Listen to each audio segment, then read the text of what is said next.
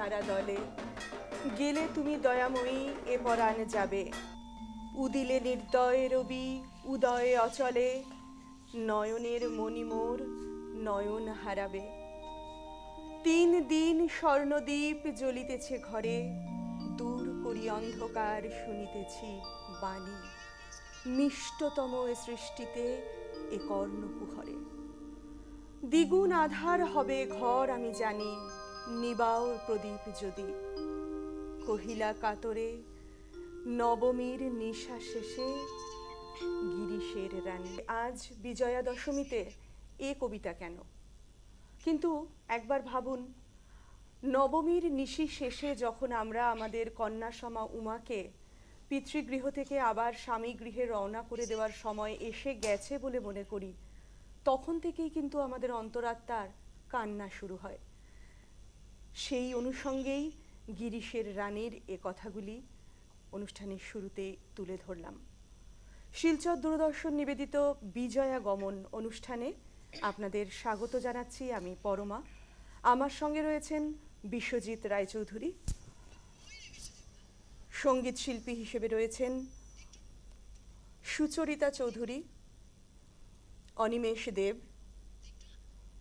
অনামিকা দেব, যন্ত্রানুষঙ্গে রয়েছেন তবলায় বিশ্বজিৎ দেব,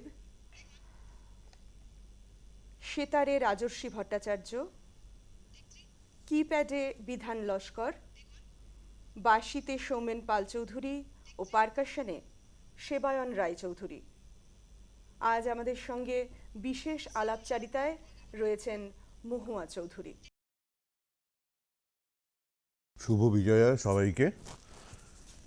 আমাদের আজকের এই যে বিশেষ আয়োজন, তাতে আমরা গান শুনব, পুজোর গান শুনব, সাথে থাকবে আমাদের সাহিত্য আলোচনা, কথাবার্তা থাকবে পুজোর সাহিত্য নিয়ে, পুজোর নাটক নিয়ে। এবং আপনারা দেখতেই পাচ্ছেন আমাদের সাথে যারা শিল্পী, আমাদের সবার প্রিয় শিল্পীরা আজকে আমরা নিয়ে হাজির হয়েছি দূরদর্শন কেন্দ্রের আজকে এই স্টুডিওতে। তো বিভিন্ন কথাবার্তা গানে আমাদের আজকের এই আয়োজন সাজিয়ে তোলা হয়েছে, আশা করি আপনাদের ভালো লাগবে। কিন্তু তার মধ্যেও যে কথা, পরমা শুরুতে যে কবিতাটি বললেন, আমরা এই যে দেবী দুর্গা, এই অকালবোধনের এই দেবী, আমরা জানি যে কবে যে তিনি সেই লোকায়ত প্রতিমায় প্রতিষ্ঠিত হয়েছেন আমাদের মধ্যে, বাঙালির মননে। তিনি আমাদের ঘরের মেয়ে। তো আমাদের লোকাঙ্গিকে আমরা অনেক গান সৃষ্টি হয়েছে এই বিশেষ করে এই নবমীর রাত্রির নিয়ে, যে তারপরেই তো দশমী, মেয়ে চলে যাবেন, পিতৃগৃহে এসেছিলেন, আবার চলে যাবেন তার শ্বশুরালয়ে। আমাদের ঘরের মেয়ে তিনি। এবং আমরা লক্ষ্য করেছি যে একমাত্র তিনি একজন দেবী যে পূজিতা হন, তিনি তার আসেন যখন আমাদের মাঝে, সবাইকে নিয়ে আসেন কিন্তু পরিবারের। আর কোনো প্রতিমা সেভাবে পূজিতা হন আমাদের মধ্যে। তিনি আমাদের লোকায়ত দেবী, তিনি দুর্গা, তিনি পার্বতী, তিনি উমা। তো উমার এই যে চলে যাওয়াটা, আজকে আমরা সবাই বিষাদ আচ্ছন্ন সবাই। তো কবিতাটি যেটি পাঠ করলেন পরমা, সেখানেও আমরা সেই বিষাদের একটা ছায়া পাচ্ছি। এবং সে নিয়ে আরও কত গান, কত কবিতা, কত সাহিত্য রচনা হয়েছে এই মেয়েকে, ঘরের মেয়েকে বিদায় দেওয়ার এই যে অনুষঙ্গ। তো আজকে কথা আর বেশি না বলে আমরা মাঝে মাঝেই বলবো কথা। তো শুরুতে সুচরিতা, সুচরিতার গান শুনি, আমরা গান দিয়ে শুরু করি আমরা অনুষ্ঠান। তো সুচরিতা, কি গাইবে তুমি? হ্যাঁ, আজকে এই মানে অনুষ্ঠান যেহেতু হচ্ছে, আমার গানটা হবে বিষাদ ঘিরে মায়ের যে মনের কষ্ট, মায়ের মনের কষ্টটুকুই গানের মধ্যে কাঙাল হরিনাথের লেখা শাক্তপদাবলিতে। এটা আমাদের সবারই মনের কথা, আমাদের ঘরের মেয়ে উমা। ঠিক আছে, গান শুনবো এবারে।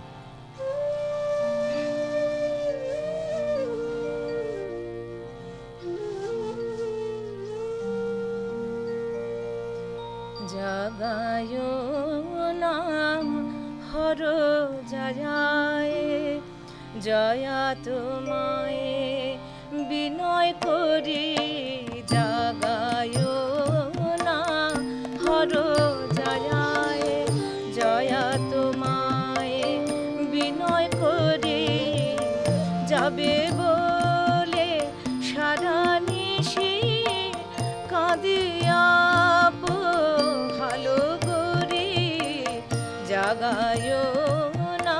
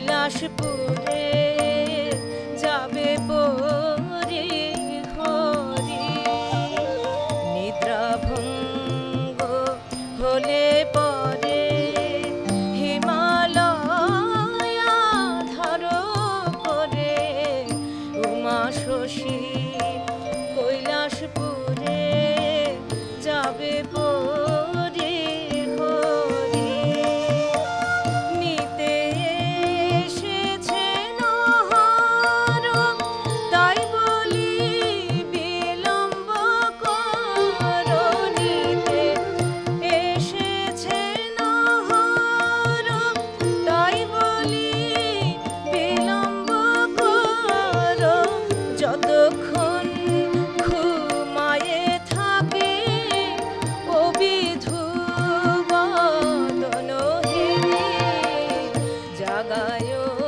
না হর জয়ায় জয়া তোমায় বিনয় করি যাবে বলে সারা নিশি কাঁদিয়া ভালো করি জাগায় না হর জয়ায় জাগায় না হর জয়ায় জাগায় না হর জয়ায়। বাহ, কি অপূর্ব কথা গানে। নবমী নিশির যে বেদনা, হ্যাঁ। এটা যেন মূর্ত হয়ে উঠল এই সেই গানটির গানে। মাধ্যমে। এবারে আমরা মহুয়াদির থেকে কিছু শুনবো, তবে তার আগে বোধহয় অনিমেষ দার আরেকটা গান আমরা শুনে নিই। বাহ, হ্যাঁ। অনিমেষ দেবের একটি ভজন আমরা এখন শুনবো। দুর্গা ভজন। দাদা কি শোনাচ্ছেন? দুর্গা ভজন। দুর্গা বাহ, বাহ, ভজন। দুর্গা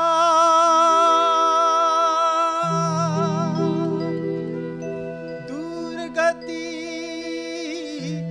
দূর করো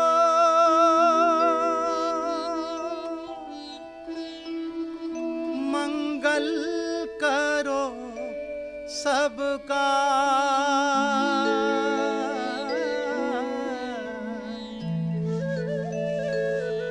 मन मंदिर उज्ज्वल करो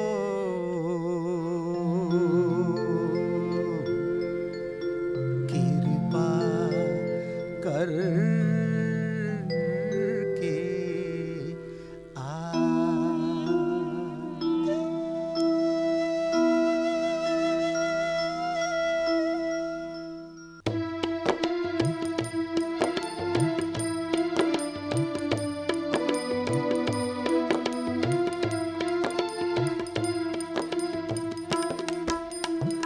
ऐसा प्यार बहा दे मैया, ऐसा प्यार बहा दे मैया, चरणों से लग जाऊं मैं, ऐसा प्यार बहा दे मैया, ऐसा प्यार बहा दे मैया, सब अंधकार मिटा दे मैया, सब अंधकार मिटा दे मैया, दर्श तेरा कर पाऊं मैं, ऐसा प्यार बहा दे मैया, ऐसा प्यार बहा दे मैया।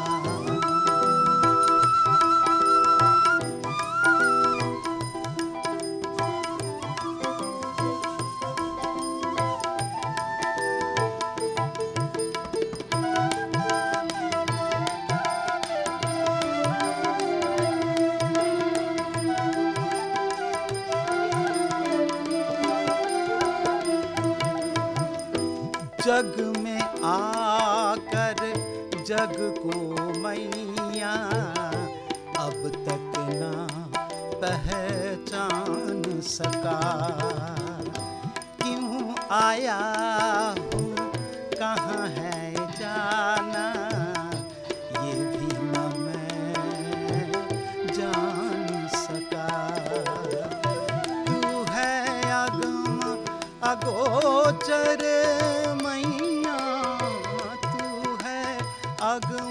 अगोचर मैया, कहो कैसे लख पाऊं मैं ऐसा प्यार बहा दे मैया, ऐसा प्यार बहा दे मैया।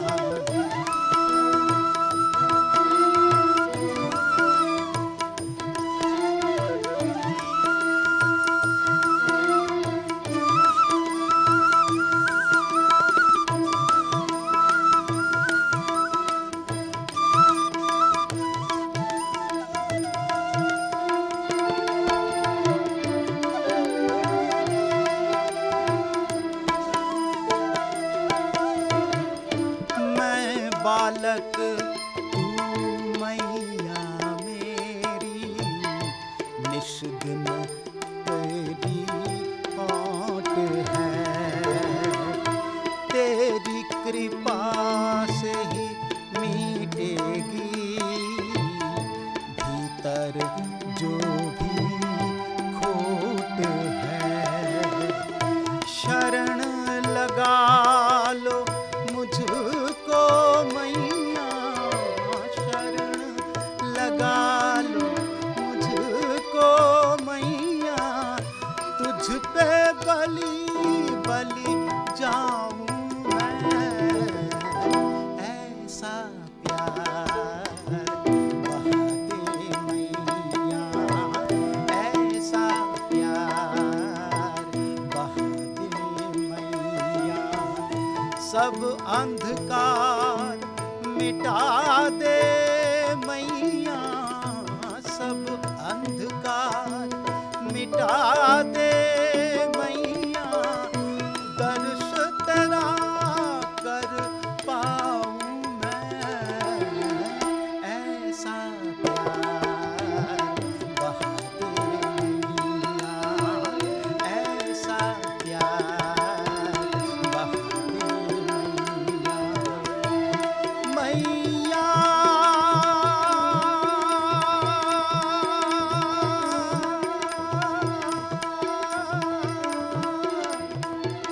दुर्गा, दुर्गति दूर करो।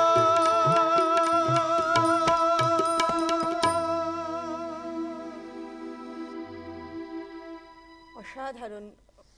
সেই মানে একই আবেদন আমাদের সবারই যে আমাদের অশান্তি দূর হোক, এই অতিমারি দূর হোক। হ্যাঁ আলো জাগাও মা, তোমার কাছে এই প্রার্থনা। আমরা গত বছর যেভাবে এই সময়ে গত বছর জুড়েই সেই অতিমারিতে যে আমরা সেই প্রকোপে গোটা পৃথিবী জর্জরিত হলো, কত প্রিয়জনকে আমরা হারিয়েছি দেশ বিদেশের, তো যার জন্য পুজো আনন্দে মেতে ওঠা আমাদের পক্ষে সম্ভব ছিল না। তো এ বছরে কিছুটা হলেও আমরা স্বস্তি পেয়েছি। স্বস্তি পেয়েছি, কিছুটা আমাদের আশার আলো দেখা দিয়েছে। এবং এই করোনা প্রতিরোধে আমাদের দেশের যারা স্বাস্থ্যকর্মী এবং বিভিন্ন যারা এইভাবে জড়িত, তারা এত আন্তরিকভাবে ঝাঁপিয়ে পড়েছেন এই বিপদ থেকে উদ্ধার করতে আমাদের এই দেশকে, যার জন্য কিছুটা আমরা মুক্তি পেয়েছি, স্বস্তি পেয়েছি।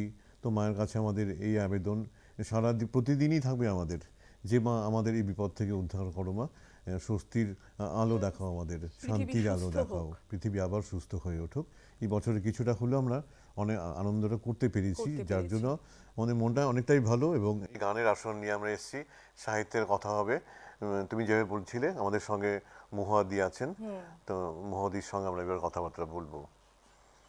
পুজোর পাশাপাশি, মানে পুজো আনন্দ একটা অন্য কথা, পাশাপাশি যে তাকে নির্ভর করে কত শিল্প গড়ে উঠেছে, যার মধ্যে এই প্রতিমা শিল্প, এই যে মূর্তি, আমাদের প্রতিমাকে যা আমরা যে দেখি, সেই বিগ্রহকে, সেটা শিল্পীরা এত সুন্দর করে সাজাচ্ছেন, প্রতি বছর তার একটা অন্য চেহারা পাল্টে পাল্টে আসছে এবং প্রতিবারেই আমরা অবাক হচ্ছি, এত সুন্দর প্রতিমা শিল্পীরা তৈরি করে দিচ্ছেন। তো আমাদের শহর শিলচরেও বা বরাক উপত্যকা আমরা দেখছি গত বছর 10 হলো যে আগে যেমন প্রতিমার চালচিত্রটা একই রকম ছিল, গদ বাঁধা একটা গতানুগতিক ছিল, কিন্তু আমরা দেখতে পাচ্ছি যে প্রতিমার যে এই যে সৃষ্টি হচ্ছে তাতে শিল্পের ধারার যে বিভিন্ন ধারার সংযোজন ঘটছে। তাতে এবং আমরা এই পুজোর বোধহয় আরেকটা অনুষঙ্গ বিশেষত আমাদের বাঙালিদের কাছে, সেটা হলো পুজো মানেই শারদ সাহিত্য। হ্যাঁ হ্যাঁ হ্যাঁ, এটা একটা খুব মানে একটা বড় একটা হ্যাঁ, হ্যাঁ, অনুষঙ্গ। বড় আমরাও মাধ্যম। ছোটবেলা আমরা থেকে অপেক্ষায় থাকতাম হ্যাঁ, শারদীয়া সংখ্যা, তখন ছোট ছিলাম, শুক্তারা, আমাদের যেমন শুক্তারা দিয়ে শুরু হয়েছিল, আনন্দমেলা। আনন্দমেলা, কিশোর ভারতী। হ্যাঁ, এই প্রসঙ্গে এবার একটু মহুয়াদির কাছে যাব। দিদি, আপনি অনেকটা জীবন দেখেছেন, আপনার ছোটবেলা থেকে আজ পর্যন্ত শারদ সাহিত্যের যে বিবর্তন কিভাবে আপনার চোখে ধরা দিয়েছে? শুভ বিজয়া, আজকের এই সুন্দর দিনে শারদ সাহিত্য নিয়ে কিছু বলতে পারার সুযোগ এসেছে, এটা একটা মস্ত বড় কথা। সত্যিকার অর্থে আমাদের পুজো অর্থাৎ দুর্গা পুজো মানেই হলো আমাদের সর্বাঙ্গীন সব কিছুর বিকাশ। সেটা সাহিত্য ক্ষেত্রে বলুন, সঙ্গীত ক্ষেত্রে বলুন, শিল্পক্ষেত্রে বলুন, সমাজ জীবনের যে কোনো ধারায় আমরা এই পুজোকে যদি দেখি তাহলে দেখব এখানে আমাদের পরিপূর্ণ বিকাশ ঘটেছে, সুন্দরের প্রকাশ ঘটছে, সুন্দরের প্রকাশ ঘটেছে, বিস্তার ঘটেছে। বিস্তার ঘটেছে সত্যি। তো পৌরাণিক কাহিনীতে আমরা জানি দুর্গম নামে একটি অসুর বেদ চুরি করে নিয়ে গিয়েছিল। বেদ হলো আদি সাহিত্য। সেই বেদ উদ্ধার করার জন্যই তিনি দুর্গম নামে অসুরটিকে বধ করেছিলেন। সেই থেকে উনার নাম হয়েছে দুর্গা। এই দুর্গা, দেবী দুর্গা আমাদের বাঙালি জীবনের মা এবং কন্যা। মাকে নিয়ে, কন্যাকে নিয়ে যে আবেগ আছে, সেই আবেগের বহিঃপ্রকাশটা সাহিত্যক্ষেত্রে খুব বেশিভাবেই ঘটে। ছোটবেলার থেকে আমরা, তখন আমাদের স্কুল বন্ধ হতো 1 মাস, পুজোর ছুটি ছিল অনেক দীর্ঘ। এখন হচ্ছে না। সেই সময় যেসব ছোটদের যেসব পুজো বার্ষিকী বেরুতো, শুক্তারা, তারপর শিশু সাথী আমরা হ্যাঁ, পেয়েছি, কিশোর ভারতী, সন্দেশ তখন ছিল। ছিল, সন্দেশ ছিল, এবং কিশোর ভারতী ছিল, আছে দেব এখনো, সাহিত্য এগুলো কুটির আছে। থেকে একটা পুজো বার্ষিকী হ্যাঁ বেরোতো। হ্যাঁ, কোনো সময় এটার নাম হতো উত্তরণ, কোনো সময় দেবালয়, হ্যাঁ, এরকম নাম হতো। হ্যাঁ, অপরূপা বেশ একটা ছিল, বড় হ্যাঁ। বই হতো। তো সেইগুলো নিয়ে আমাদের পুজোর ছুটির দিনগুলি খুব সুন্দরভাবে কেটে যেত। তারপর এদের সঙ্গী করে বড় হতে হতে আমার ছোটবেলা কেটেছে ওই শিলচরের আগের যে অঞ্চলটা আছে অরুণাচল, সেখানে। ওইখানে অরুণাচল আশ্রম আছে একটা। সেই আশ্রমে সাংস্কৃতিক সংঘ নামে একটা সংস্থা ছিল। সেখানে একটা বড় লাইব্রেরি ছিল, ওইখানে প্রচুর বই ছিল।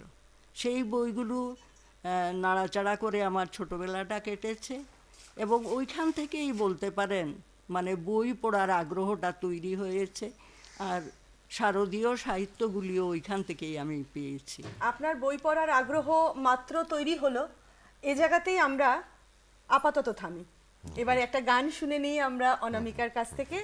এই অনুষঙ্গেই, এই যে মা আসছেন বা মা এসেছেন, দিদি যেই কথা বললেন সেই অনুষঙ্গ ধরে আমরা একটা গান শুনি। কি শোনাচ্ছ? শুভ বিজয়া সবাইকে। দিদি যা বললেন তার রেশ ধরেই যদি আমি একটা গান করি, মায়ের বন্দনা গান করছি যে বেশ, একবার হৃদয়ে এসে বসো, আমরা একটু তোমাকে আরাধনা করি। তো ঠিক আছে। গাইছি গানটা।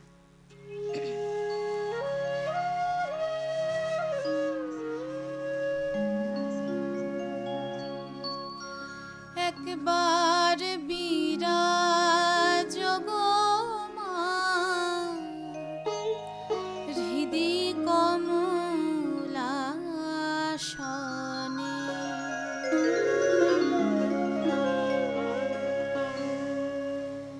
একবার বিরাজ গো মা, হৃদি কমলাসনে,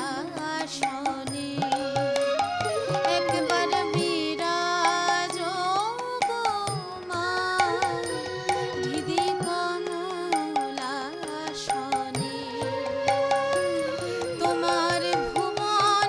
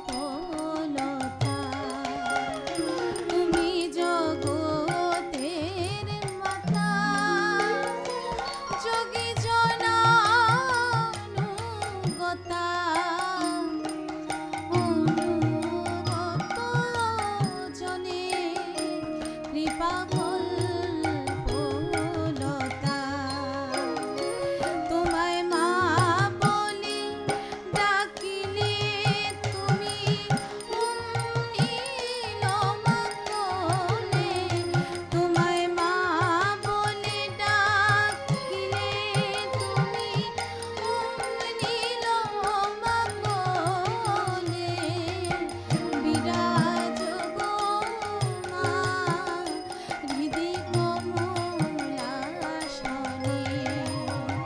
একবার বিরাজ গো মা হৃদি কমলাসনে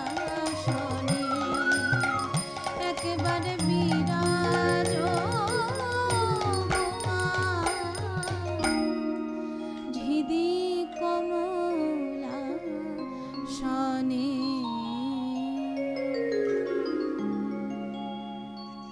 বাহ, আহা, অনামিকা দেবের এই গানের মধ্যে দিয়ে যেন সত্যি আরও একবার আমাদের হৃদয়ে মায়ের আসন পাতা হলো।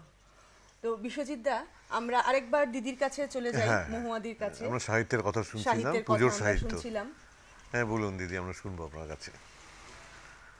যখনই আমরা মা দুর্গাকে দেখি তখনই আমাদের মনের মধ্যে একটা সম্পূর্ণ ভাব জেগে ওঠে।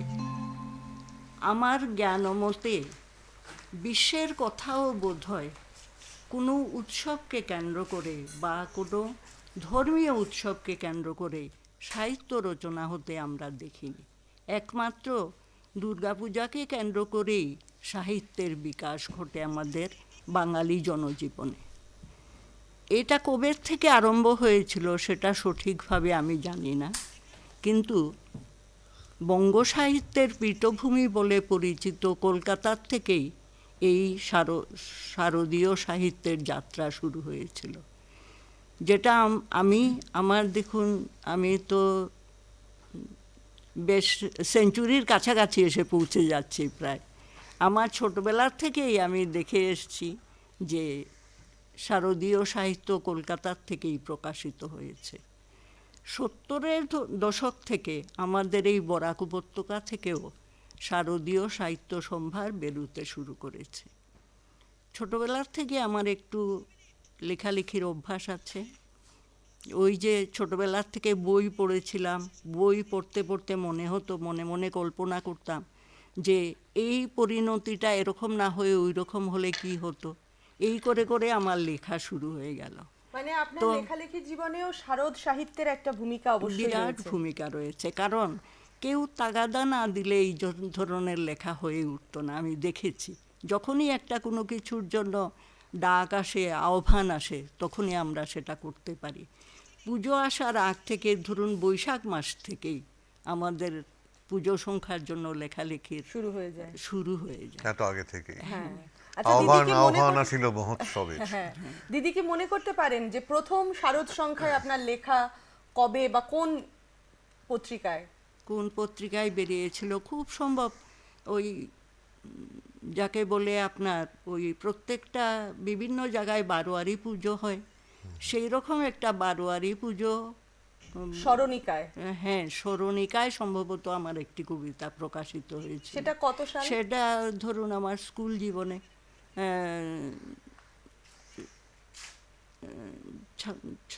66 বা 67 এরকম সালে। সেটা অনেক আগের কথা, আমার মন থেকেই হারিয়ে গেছে কথাটা। এখনো ধরুন এবছরও আমি ওই রাইস মিলের, এবার রাইস মিল যদিও বলছি এটা তারাপুর সার্বজনীন দুর্গাপূজা, সেটার ওরা এবার 75 বছর পূর্ণ হলো। 75 সেই পূর্ণ হলো। স্মরণিকাতেও আমার একটি লেখা গিয়েছে। লেখা বেরিয়েছে। এবং এখান থেকে ছোটদের জন্য একটা পত্রিকা প্রত্যেক বছর প্রকাশ করা হয় শরৎকালে মা দুর্গা পূজার উপলক্ষে।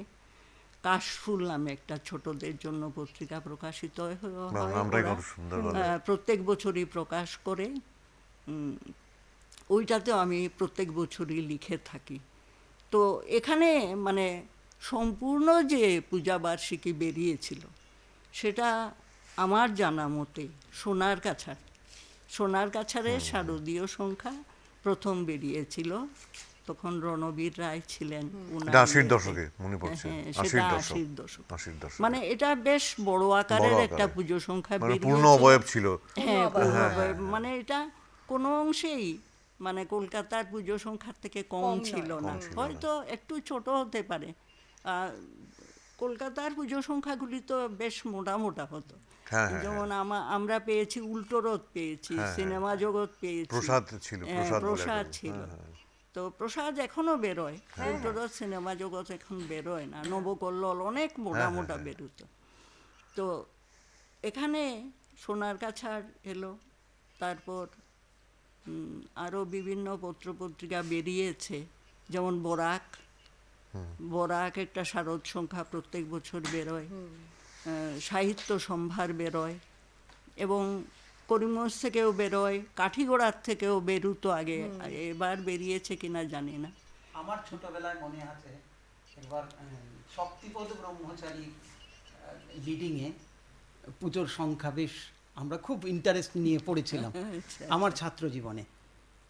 শক্তিপদ ব্রহ্মচারীর ইয়েতে লিডিং হ্যাঁ, ছিল। সবাই শক্তিপদ ব্রহ্মচারী, গণেশ দে, হ্যাঁ, হ্যাঁ, গণেশ দে একটু ওই রম্য রচনাটা খুব রম্য চমৎকার রচনা, লিখতেন। মূলত। ভালো করতেন। উনি হ্যাঁ, ওই শারদিয়া কে বলতেন শাড়ি দিয়া দুর্গা পূজা, শারদিয়া হ্যাঁ, হ্যাঁ, শাড়ি দিয়ে দুর্গাপূজা। শারদিয়া সেটা বলতেন। তো যুগসংখ্যক থেকেও পুজো সংখ্যা বেরোতো, এবছর বেরোয়নি অবশ্য। তো মানে মহামারী করোনার জন্য ছোট আকারে পেয়েছি অনেক, আমরা, ছোট আকারে পেয়েছি। বেরোচ্ছে সব কিছুই। তো এটাই স্বস্তির কথা যে বিশ্বব্যাপী এই করোনা কালেও আমরা এবার পুজোটা মোটামুটিভাবে উপভোগ করতে পেরেছি, এবং সাহিত্য সম্ভারও আমরা মোটামুটিভাবে সাজিয়ে তুলতে পেরেছি। হ্যাঁ, সেটা একটা অনেক বোধহয় স্বস্তির দিদি, ব্যাপার। আপনি তো অনেক দিন থেকেই জড়িত, অনেক দিন থেকেই সেই সাহিত্যকর্মে আপনি জড়িত। আমরা পাঠক হিসাবে যতটুকু দেখেছি যে আমাদের এই প্রজন্মের বা তারও একটু আগের অনেকেই এগিয়ে এসছেন লেখা নিয়ে, তার লেখার সম্ভার নিয়ে অনেকেই এগিয়ে এসছেন।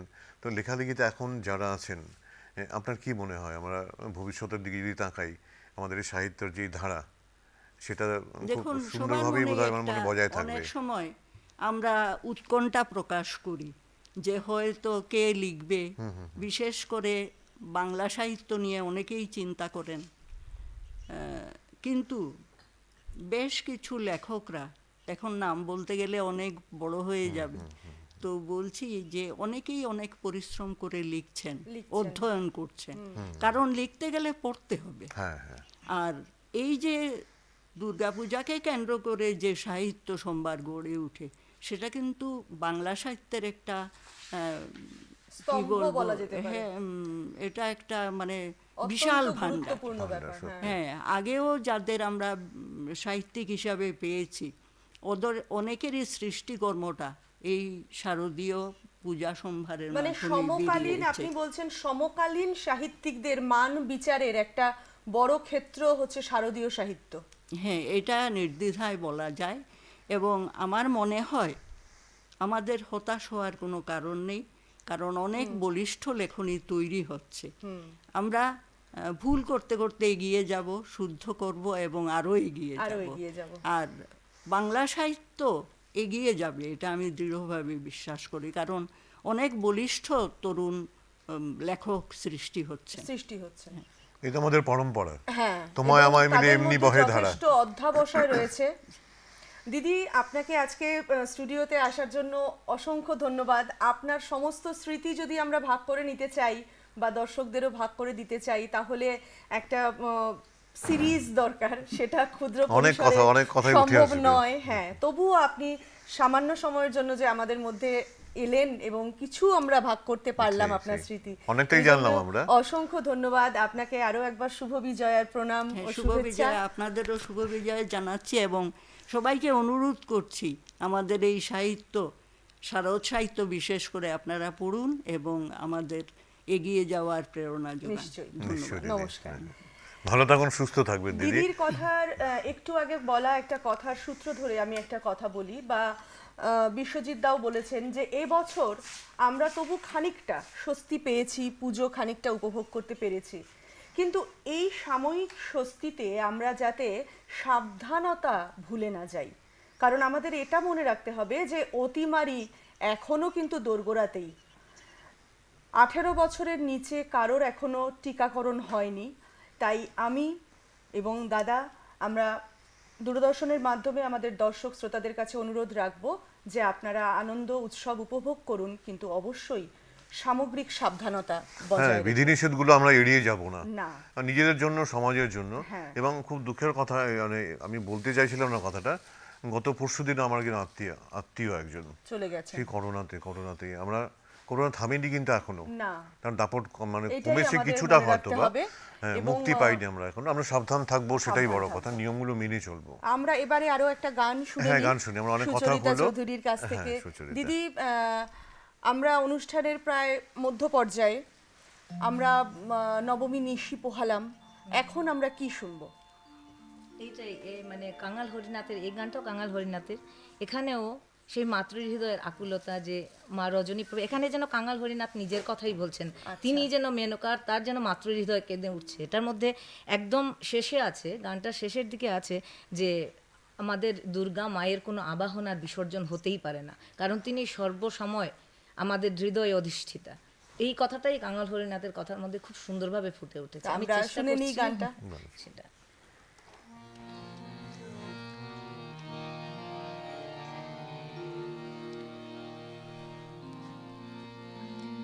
মাগো রজনী প্রভাত হয়েছে, মাগো রজনী প্রভাত হয়েছে, ও মা ডাকিছে বিহঙ্গ পবন তরঙ্গ, ডাকিছে বিহঙ্গ পবন তরঙ্গ, গন্ধ ভরে মন্দ মন্দ যে বহিছে, রজনী প্রভাত হয়েছে, মাগো রজনী প্রভাত হয়েছে।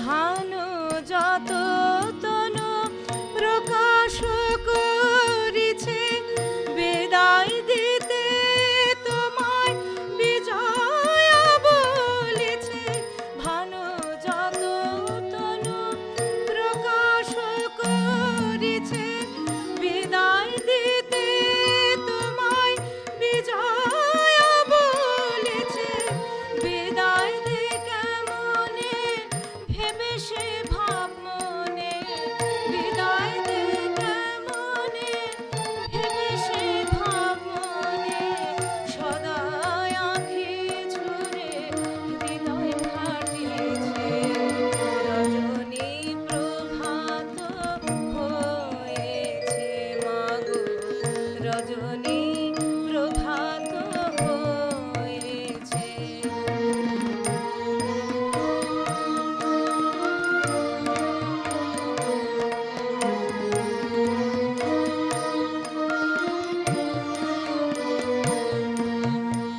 চৈতন্য রূপিণী তুমি ব্রহ্মময়ী, তুমি নাই যথায় এমন স্থান আর কই, চৈতন্য রূপিণী তুমি ব্রহ্মময়ী, তুমি নাই যথায় এমন স্থান আর কই, তোমায় দিলে বিদায় সকলে যে যায়, তোমায় দিলে বিদায় সকলে যে যায়, তোমায় আশ্রয় করি এ জগৎ রয়েছে,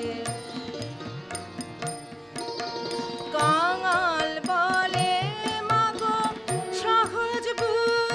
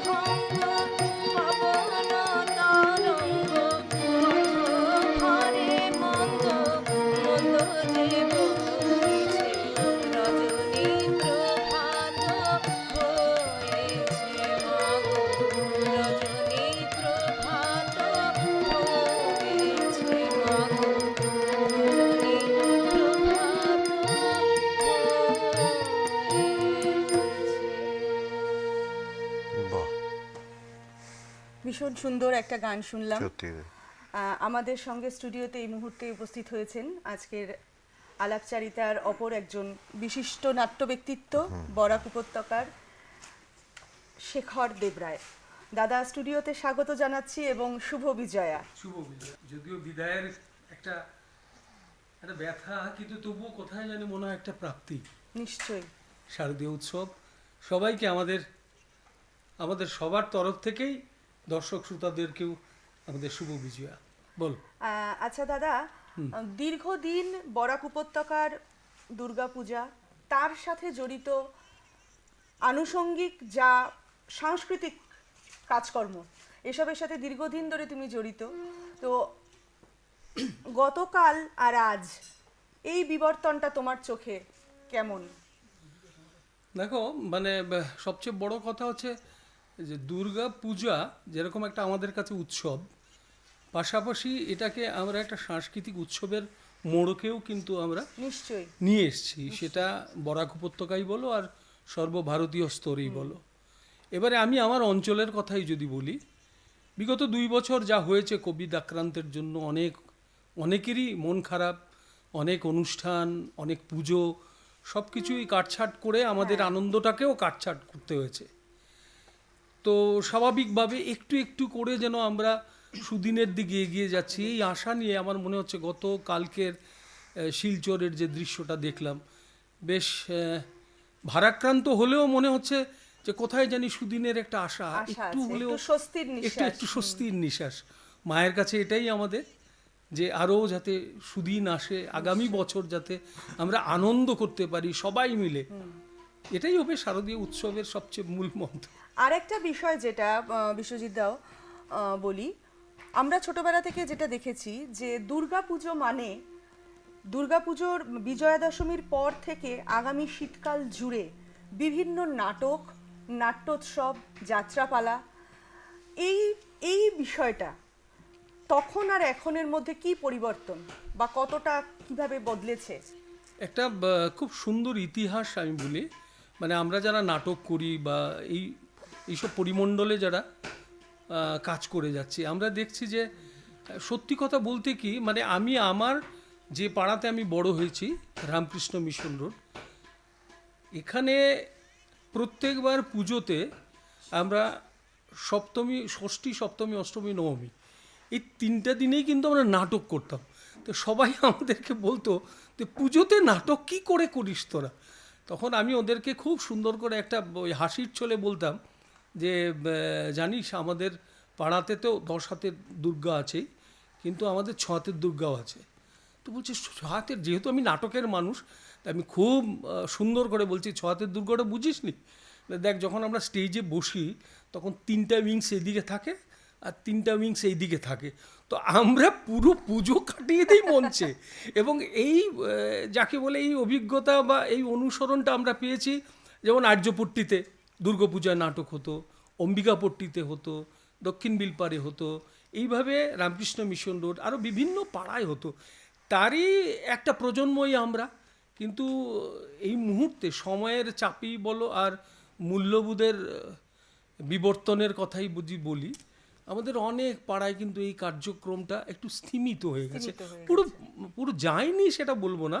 আর আরও একটা সত্যি কথা বলতে কি, যে আমাদের মতো শিল্পীদের আতুরঘর কিন্তু ওই অস্থায়ী মঞ্চ, নিশ্চয়ই। এবং এই অস্থায়ী মঞ্চের মধ্যে সেই শিশুকাল থেকে কলেজ, তারপর ইউনিভার্সিটি, তারপর নিজের ওই 60 ঊর্ধ্ব বয়সে দাঁড়িয়ে এখন যখন তাকাই যে সত্যিকার অর্থে যদি ওই মঞ্চগুলো না থাকতো তাহলে তো আমরা নাট্যকর্মীও হতে পারতাম না। এইভাবে আমরা সাধনদাকে পেয়েছি, পান্নাদাকে পেয়েছি, যিশুচন্দ্রকে পেয়েছি, পলু বিশ্বাস স্যারকে পেয়েছি, আরও কত অনেক স্ত্রী অভিনয়ের যারা করতেন তাদেরকে পেয়েছি। তো দেখো এগুলো হচ্ছে আমাদের একটা ঐতিহ্যের ইতিহাস। এবারে বিবর্তনের কথাই যদি বলি, এই হ্যাঁ, সব ঐতিহ্য, এই ঐতিহ্যটা বিবর্তনের মাধ্যমে আজ কোথায় এসে দাঁড়িয়েছে সেটাই আমি সেটা বলছি। শোনার আগে আমরা একটা গান শুনবো। হ্যাঁ, নিশ্চয়ই, কারণ নিশ্চয়ই। আমি তোমার কথার অনুষঙ্গ ধরে বলি, শারদ উৎসবে যেমন নাটক একটা অঙ্গ ছিল, 60-এর দশকের শেষ থেকে 90-এর দশকের শুরু পর্যন্ত বাংলা আধুনিক গানের জগতে একদম। পুজোর গান একটা বিরাট ব্যাপার ছিল, স্বর্ণযুগ বলা হতো। হ্যাঁ। তো আমি অনিমেষ দেবকে অনুরোধ করব, সেই স্বর্ণযুগের এক স্বর্ণকণ্ঠী শিল্পী মান্না দে, তার গাওয়া কোনো একটা পুজো উপলক্ষে প্রকাশিত গান যদি আমাদের শোনান। ঠিক ঠিক, আমি মান্নাদের 70 দশকের একটি গান গাইছি।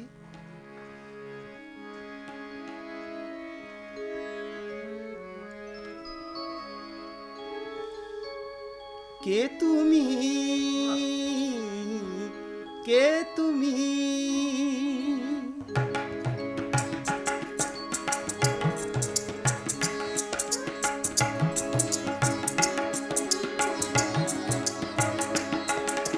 কে তুমি তন্দ্রা হরণী, কে তুমি তন্দ্রা হরণী, দাঁড়িয়ে আমার চোখের আগে রাঙালে মন পুষ্পরাগে, কে গো চম্পা বরণী, কে তুমি তন্দ্রা হরণী, কে তুমি তন্দ্রা হরণী।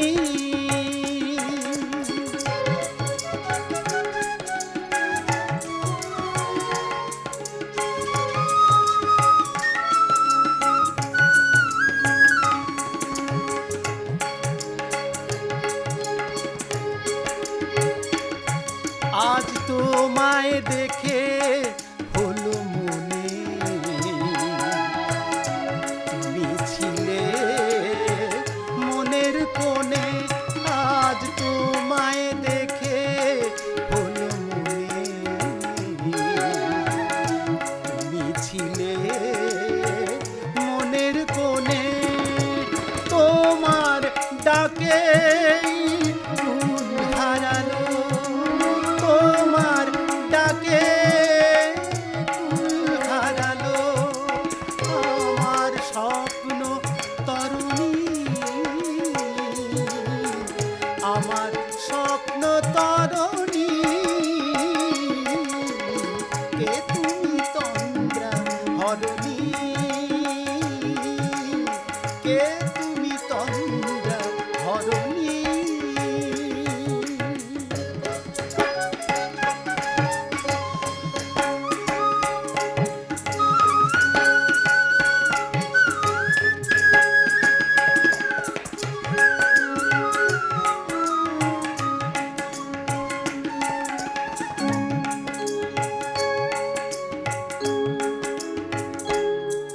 তুমি বোঝো নাকি, তুমি বোঝো নাকি, তুমি বোঝো নাকি, তুমি বোঝো নাকি, গানের বিরাম জানে না আমার মনের পাখি, তুমি শোনো তাকি, ওই ভ্রমর আখির গুঞ্জরণে ফুল ফোটে তাই মন পবনে, ওই ভ্রমর আখির গুঞ্জরণে ফুল ফোটে তাই মন পবনে, মিলন মায়ায় হয় একাকার, মিলন মায়ায় হয় একাকার, সাধের স্বর্গ ধরণী, সাধের স্বর্গ ধরণী, কে তুমি তন্দ্রা হরণী, দাঁড়িয়ে আমার চোখের আগে রাঙালে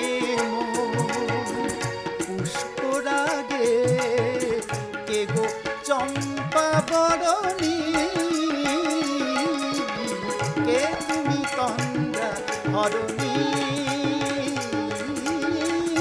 কে তুমি তন্দ্রা হরণী কে তুমি তন্দ্রা হরণী।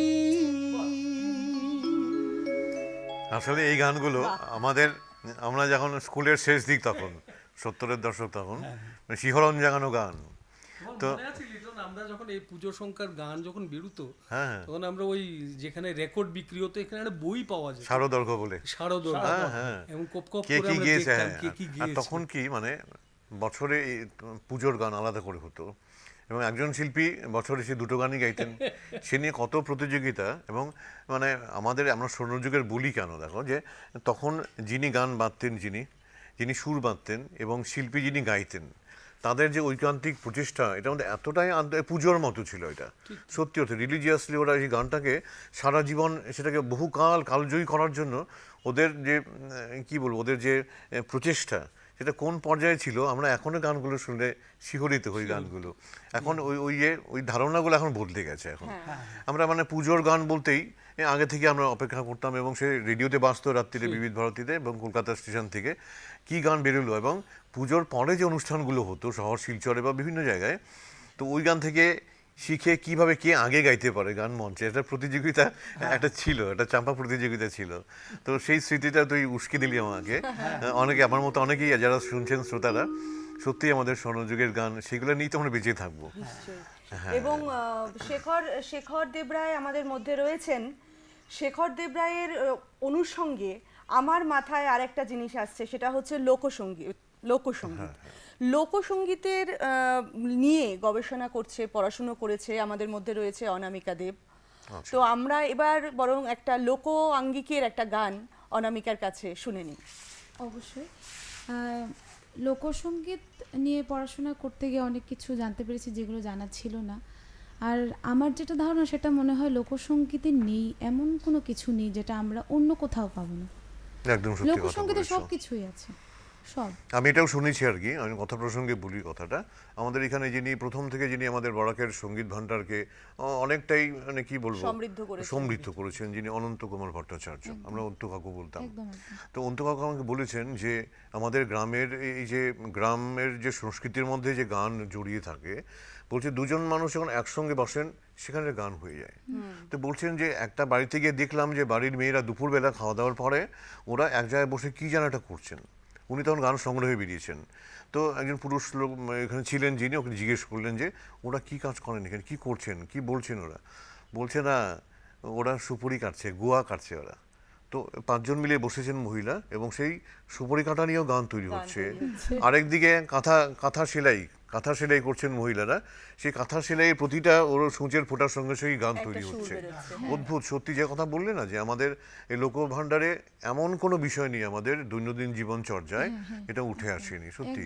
মানে প্রতিটা কর্মক্ষেত্রের পরিপ্রেক্ষিতে একটা কোনো লোক সংস্কৃতির পরিপ্রেক্ষিতে কোনো একটা লোকসঙ্গীত জন্ম। তো আজকে তুমি কি বিষয়ের উপর শোনাচ্ছ? একটা খুব প্রাধান্য একটা বিষয় হচ্ছে যে আমাদের ভাটি অঞ্চলের গান। তো আমি একটা বিচ্ছেদে ভাটিয়ালি গাইছি, গাওয়ার চেষ্টা করছি। বেশ বেশ, বাবা।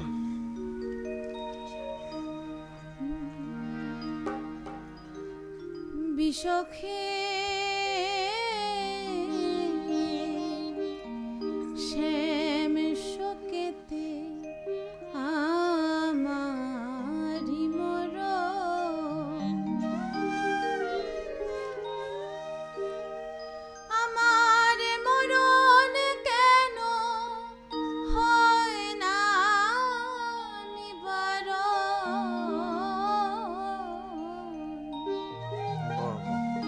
বিষখে শ্যাম শোকেতে আমারি মরণ, আমার মরণ কেন হয় না নিবারণ, বিষখে শ্যাম শোকেতে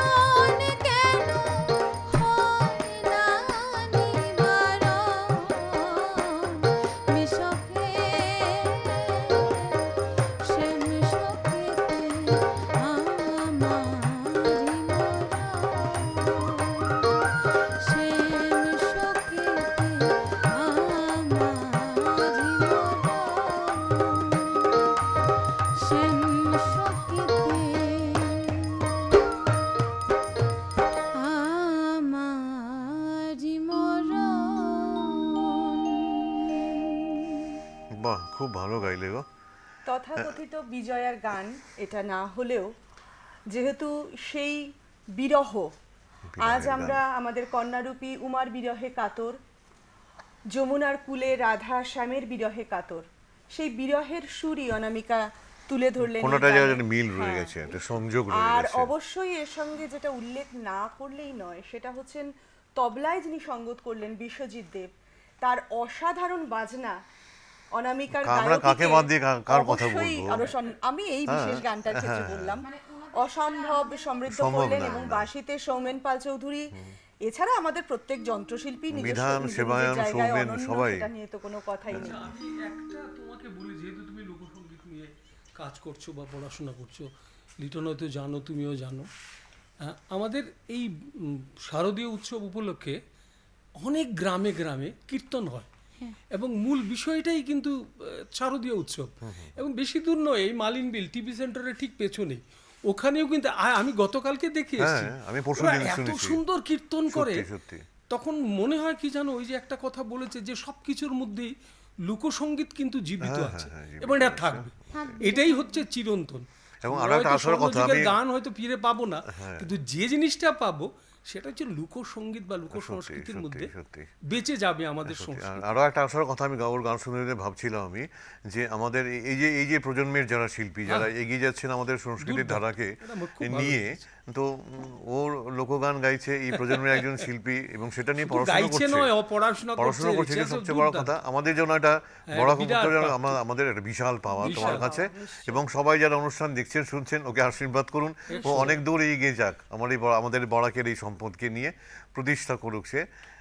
আমার খুব ভালো, সত্যি খুব ভালো লাগলো। কিন্তু সমস্যা হলো এই ধরনের অনুষ্ঠানে যেটা সমস্যা হয়, সময়টা যেহেতু বড্ড বাধা ধরা থাকে, এক চুলও তার বাইরে যাওয়ার আমাদের কারোর পক্ষেই না, কোনো ও উপায় কোনোদিন থাকে না। আমাদের ছেড়ে কথা বলেনি। মহুয়াদি ছিলেন, তারপরে শেখরদা এখন রয়েছেন, এনাদের মতো মানুষকে স্টুডিওতে পেলে অনেক কথা জানতে ইচ্ছে হয়, ভাগ করতে ইচ্ছে হয়, কিন্তু এত আমরা একদম ঘড়ির কাঁটা লাল সংকেত দেখাচ্ছে।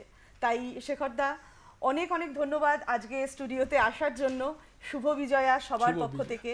এবং আমি চাইবো আমাদের আজকের অনুষ্ঠানের যে শেষ গানটি, মাকে ভাসাইয়া জলে, এটি সবাই মিলে আমরা গাইবো, একদম। তাতে তুমিও গলা মেলাবে, এটা আমাদের নিশ্চয়ই। কাছে একটি বড় পাওনা।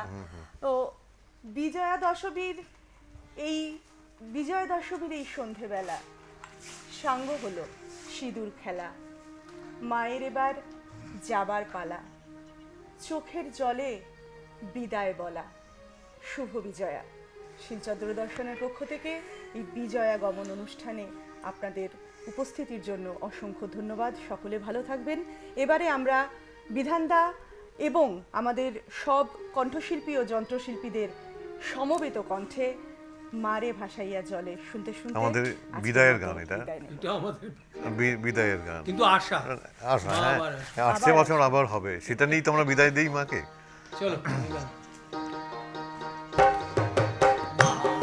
ভাসাইয়া জলে ধন লইয়া যাইব ঘরে, মাকে ভাসাইয়া জলে কি ধন লইয়া যাইব ঘরে। মাকে ভাসাইয়া জলে কি ধন লইয়া যাইব ঘরে, মাকে ভাসাইয়া জলে কি ধন লইয়া যাইব ঘরে। ঘরে গিয়া মা বলিব তারে গো মা জননী, ঘরে গিয়া মা বলিব তারে গো মা জননী। মাকে ভাসাইয়া জলে কি ধন লইয়া যাইব ঘরে, মাকে ভাসাইয়া জলে কি ধন লইয়া যাইব ঘরে, ঘরে গিয়া মা বলিব তারে গো মা জননী, ঘরে গিয়া মা বলিব তারে গো মা জননী।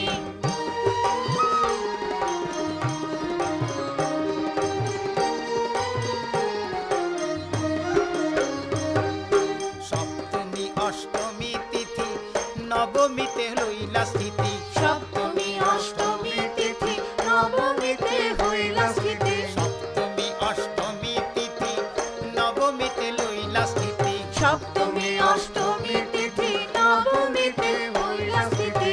আজ হইল বিজয়া দশমী গো মা জননী, আজ হইল বিজয়া দশমী গো মা জননী। মাকে ভাসাইয়া জলে কি ধন লইয়া যাইব